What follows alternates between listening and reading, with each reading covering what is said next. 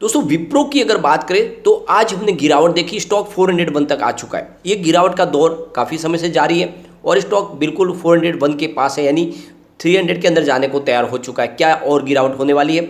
लेकिन क्या ये गिरावट सिर्फ विप्रो में है? नहीं, गिरावट जो है वो सारे के सारे आईटी सेक्टर में है। निफ्टी आईटी में भी आज बड़ी गिरावट हुई है। तो ये जो गिरावट हो रही है इसके पीछे वजह है इंटरनेशनल रीजन, जहाँ पे आप देख सकते हो यूएस में इन्फ्लेशन का प्रॉब्लम चल रहा है, रसिया यूक्रेन का युद्ध हो रहा है। ये सारे रीजन है, क्योंकि आखिरकार में इन कंपनियों का कामकाज तो पूरे विश्व में फैला हुआ है। ऐसे में रीजन की वजह से प्रॉब्लम आ रही है। लेकिन आने वाले समय में यहाँ पे जो करेक्शन बहुत ज़्यादा हो गया, उसके बाद में क्या आप तेजी की संभावना हो सकती है? क्या विप्रो में इन्वेस्टमेंट इस समय किया जा सकता है या फिर विप्रो से एग्जिट हो जाना चाहिए?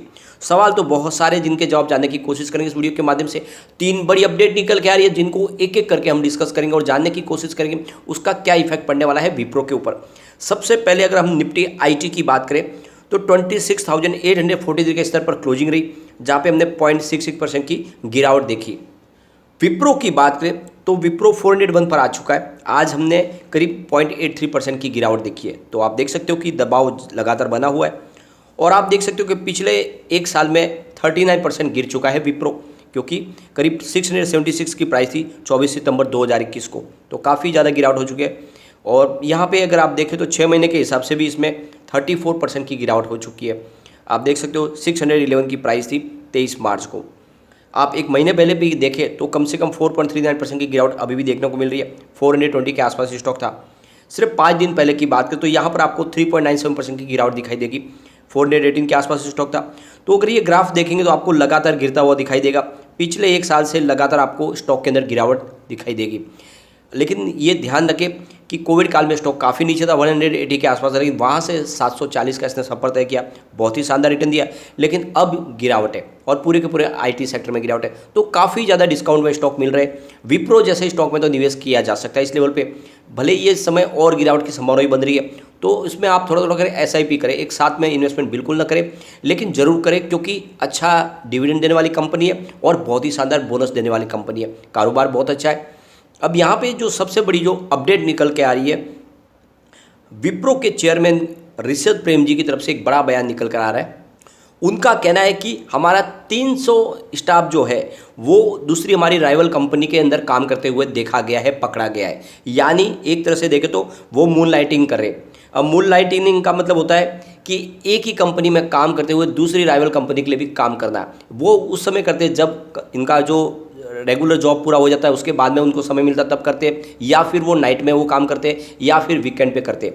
तो एक तरह से दूसरी कंपनी में काम करना, इसको पहले से इन्फोसिस ने अपनी तरफ से देखे तो उसको रोका है। इन्फोसिस का कहना है कि ये बिल्कुल सही नहीं, हमारी राइवल कंपनी में आपको काम नहीं करना चाहिए। अब यहाँ पे विप्रो की तरफ से कहा गया कि उनके 300 स्टाफ है जो ये काम कर रहे हैं, उनकी राइवल कंपनी में काम कर रहे हैं, जो एक तरह से देखे तो अच्छी बात नहीं है। ये कंपनी की सेहत के लिए भी अच्छी नहीं है और उनके लिए भी अच्छी बात नहीं है। एक तरह से उनकी जो कंपनी के प्रति जो वफादारी है उसमें एक प्रकार से प्रश्न चिन्ह लग जाता है।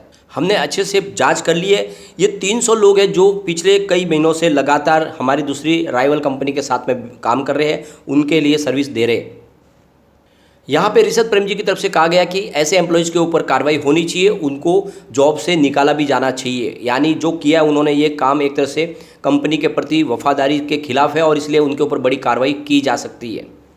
यहाँ पे जो सबसे बड़ी प्रॉब्लम है कि कंपनियों की प्राइवेट पॉलिसी होती है, उनकी प्राइवेसी कुछ होती है, उन पॉलिसीज़ का यहाँ पे हनन होता है। जब वो किसी और कंपनी के साथ में कामकाज करते हैं, क्लाइंट उनके वही के वही सेम होते हैं, उसकी वजह से भी बहुत सारी प्रॉब्लम होती है। इन्फोसिस ने तो क्लियरली कह दिया है कि कोई भी ऐसा कर नहीं पाएगा। विप्रो की तरफ से भी यहाँ पे बहुत सख्त निर्णय लिए जा रहे हैं। कहने का मतलब कि उनके जो एम्प्लॉयज़ ऐसा करेंगे तो उनको कंपनी में नहीं रखा जाएगा। यहाँ पे एक और बड़ी गुड न्यूज़ निकल के आ रही है। विप्रो ने फिनास्त्रा के साथ में एक पार्टनरशिप की है डिजिटल ट्रांसफॉर्मेशन के लिए, यानी जो कॉर्पोरेट बैंक है उनको एक डिजिटल सर्विस प्रोवाइड की जाएगी इस पार्टनरशिप के माध्यम। फिनास्त्रा की बात करें तो ये एक लीडिंग सॉल्यूशन प्रोवाइड करने वाली कंपनी है जो हर तरह के सॉफ्टवेयर और एक डिजिटल प्लेटफॉर्म के लिए एक नया यूनिक प्लेटफॉर्म है। और ये विप्रो और ये दोनों मिलके इनके जो कॉर्पोरेट बैंक है इंडिया के, उन सबको एक शानदार सर्विस प्रोवाइड करेंगे। वैसे आने वाले समय में आप देखेंगे तो डिजिटल ज़माना है और जितने भी कॉर्पोरेट बैंक है वो एक नई टेक्नोलॉजी के साथ में आगे जाना चाहते हैं और इसीलिए विप्रो ने ये पार्टनरशिप की। ये ग्लोबल पार्टनरशिप है। नई टेक्नोलॉजी को अपना के बैंक भी अपनी कॉस्ट में कमी ला सकते हैं, साथ में कम स्टाफ में काम चल सकता है, क्योंकि टोटल डिजिटल प्लेटफॉर्म पे आने से वहाँ पे मैन पावर कम लगेगा तो भी काम हो जाता है। और दूसरी तरफ ऑफलाइन और ऑनलाइन में लोगों को ऑनलाइन बिजनेस से ज़्यादा पसंद आ रहा है। ये जब कोविड काल के बाद में सारा कुछ डिजिटल प्लेटफॉर्म पे आने लगा है, ऐसे में बैंक भी चाहते हैं उनके पास एक लेटेस्ट टेक्नोलॉजी हो, और इसीलिए विप्रो ने एक बड़ी पहल की है। फिनस तरह की बात करें तो ये पूरा का पूरा कंप्लीट एक सॉल्यूशन है बैंकों के लिए। जो भी सॉफ्टवेयर की जरूरत पड़ती है वो सारे के सारी इनकी तरफ से प्रोवाइड हो जाते हैं, और इसीलिए विप्रो ने इनके साथ पार्टनरशिप किया इसलिए दोनों मिलके एक लेटेस्ट टेक्नोलॉजी दे पाएंगे कॉर्पोरेट बैंक को। इस मौके पे विप्रो के कंट्री हेड जो सत्या ऐश्वर्यन है, उनकी तरफ से कहा गया कि इस समय जो कॉर्पोरेट बैंक है वो पूरी तरह से जो ऑफलाइन मोड है उससे ऑनलाइन मोड पे आना चाहते हैं, लेटेस्ट टेक्नोलॉजी चाहते हैं। उनके लिए एक यूनिक प्लेटफॉर्म हम यहाँ पे उपलब्ध कराने जा रहे हैं फिनस्तारा के साथ में पार्टनरशिप के माध्यम से। एक कॉर्पोरेट बैंक को जो फैसिलिटी चाहिए वो सारी हम प्रोवाइड कर पाएंगे इस नए प्लेटफॉर्म के माध्यम से, क्योंकि फिनस्तारा इस सेक्टर में लीडर है। फिनस्तारा के वाइस प्रेसिडेंट की तरफ से भी बयान दिया गया। उनका कहना है कि विप्रो के साथ हमने जो पार्टनरशिप की है यह इस सेक्टर में एक नया रिवॉल्यूशन लाएगी। कॉर्पोरेट बैंक को हम लेटेस्ट टेक्नोलॉजी प्रोवाइड कर पाएंगे और ये पार्टनरशिप है हम दोनों का भी बेनिफिट होगा। तो कुल मिला के आप देख सकते हो विप्रो का कारोबार लगातार बढ़ रहा है, लगातार बहुत जगह से उनको बहुत सारा काम मिल रहा है, और अब इंडिया से भी उनको अच्छा काम मिलेगा बैंकों के थ्रू जब ये नई टेक्नोलॉजी उनके पास आ जाएगी। तो कुल मिला के विप्रो बिल्कुल पटरी पे है और आने वाले समय यहाँ पे डेफिनेटली अच्छी तेजी बनेगी। भले ही ग्लोबल रीजन इस समय IT सेक्टर को सपोर्ट नहीं कर रहे, लेकिन आने वाले समय में यहाँ पे पॉजिटिव माहौल बनेगा। बहुत ज़्यादा करेक्शन हो चुका है, काफ़ी ज़्यादा डिस्काउंट में विप्रो मिल रहा है, एंट्री तो की जा सकती है यहाँ पे। यहाँ पे एक और अपडेट है जिसको हमने कल भी डिस्कस किया था। यहाँ पे आप देख सकते हो कि ध्रुव आनंद को उन्होंने कंट्री हेड बनाया जापान का, यानी जापान में भी अपने कारोबार को तेजी से आगे बढ़ाना चाहती है विप्रो, और इसीलिए एक मजबूत खिलाड़ी को वहाँ पे खड़ा किया है ताकि आने वाले समय में इनका कारोबार और बढ़े।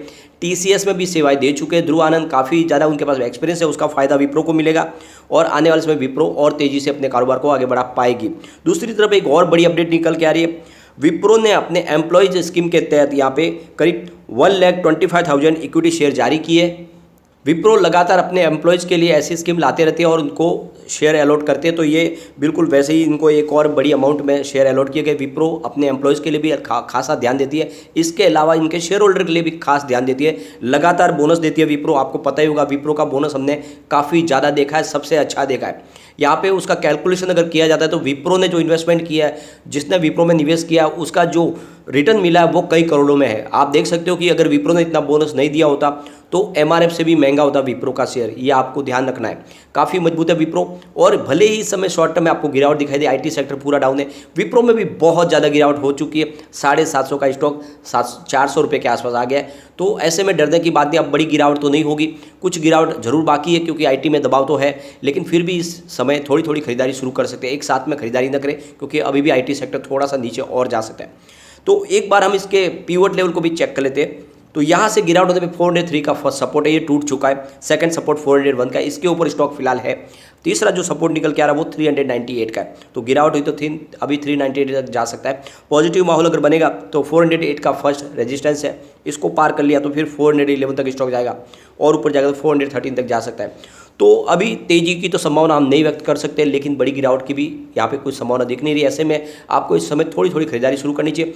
विप्रो आने वाले समय आपको डेफिनेटली अच्छा रिटर्न भी देगा और जल्द ही यहाँ पे बोनस भी आपको मिल सकता है। हो सकता है कि 2022 में कंपनी आपको बोनस दे, या नहीं तो फिर 2023 में। इस समय थोड़ा IT सेक्टर दबाव में है, उनके मार्जिन में भी दबाव पड़ रहा है, इस वजह से बोनस की संभावना कम है, लेकिन हो सकता है कि 2023 में हमें बोनस मिले। तो बोनस के लिए भी हमें विप्रो में निवेश कर लेना चाहिए। वैसे अगर आप देखें तो कंपनी का कारोबार अच्छा है और कंपनी सिर्फ IT के लिए नहीं बल्कि बहुत सारी सेवा देती है। अब तो FMCG सेक्टर में भी कंपनी तेजी से आगे बढ़ रही है। इनका संतूर ब्रांड्स इंडिया में बहुत ज़्यादा पॉपुलर है, 3-4 स्टेट में तो नंबर 1 है।